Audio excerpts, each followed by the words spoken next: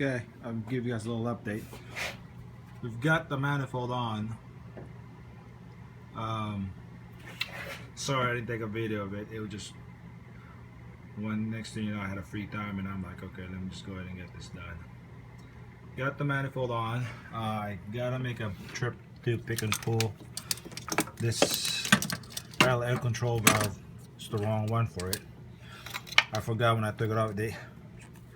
They only had one bolt holding it, and that was part of the vacuum leak. If you notice, these two gaskets here are new.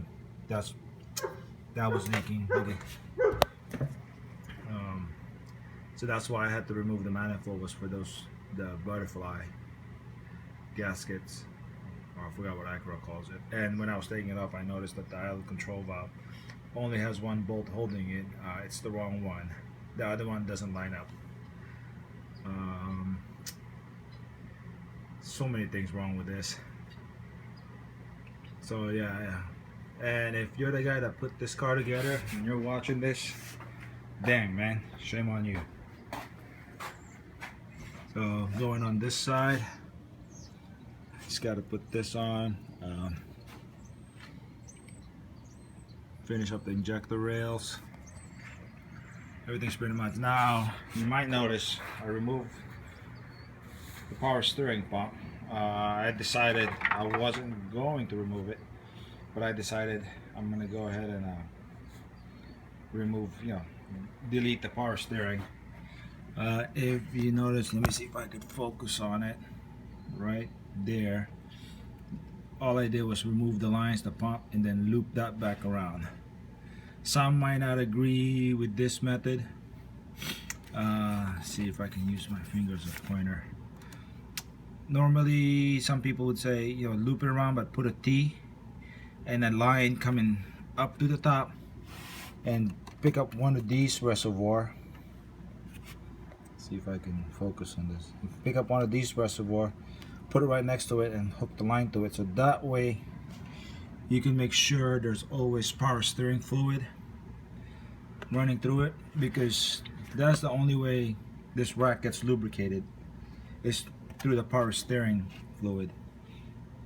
There's no grease in there, and if you don't at least loop around, if you leave that line open, it'll pump out all the fluid every time you turn left or right, and it'll run dry, and eventually your pump will cease or break on you. I looped it. I might tee it later on, or I might actually consider putting a non-power steering rack on it. Now, don't do this thinking you're gonna get horsepower. Some people would say it frees up power. I remember back in the day, we did that on the dyno. We dynoed it. It was like 2 horsepower gain, less than 5. I think all in all I picked up almost 5 horsepower deleting that and the AC, and the AC belt. So you're not even gonna feel it. You're not gonna notice any difference. I did that because me personally, I like the feedback of a non-power steering rack. I feel I could feel what's the car doing better, when you're driving spiritedly or whatnot. It will suck parallel parking, 3-point U-turn, or trying to turn the wheel when the car's not moving. I'll tell you right now, that will suck. But that's something you can, go by, or you can deal with it. So if you decide to remove your power steering pump, keep that in consideration. Everything else would probably be better. The car, again, like I said, the steering feels better. So anyways, going back, did that, got the manifold on. I got to get the throttle body on, but I didn't have the gasket. I fixed some few heater hoses. I gotta fix this. I'll probably get another hose, because look at this. This is just, that's not right. I don't even know if that's the right one for it. So I gotta do that next. Then wire the So speaking of wiring the VTEC, let me try to explain this now. So this engine harness is for 96 and up GSR, so it does have VTEC wiring on it, but like I said, this car is a 94 LS, so this doesn't have VTEC wiring for it.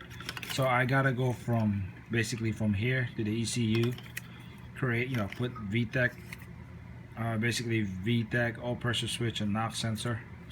I'm not gonna wire the secondary butterfly, just because I probably won't even use the stock GSR ECU. I don't have one, but I do have a JDM type R ECU, so I might just make an adapter for it and use that.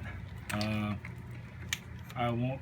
One of these, I think it's this one, it's not going to be used. This is for the OBD2 part, and all your knock sensor, VTEC, and all pressure switch is going to be in these two plugs.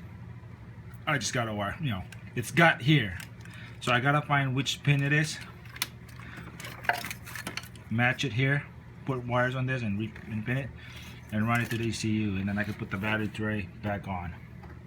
I don't know if you guys noticed, this thing was dangling around. I went ahead and got a bracket for it. Now it's on there. Again, I don't know what those people want. They must have been trying to flip this car real fast, and it's not salvage title, so I don't know what happened. But it seems like they put this car back together really, like, as cheap and as quick as possible. A lot of corners cut. For example, this is for a non-ABS. That's why the ABS light was on. This is for a non-ABS spindle, because where is it? This, let's see if I can focus on it.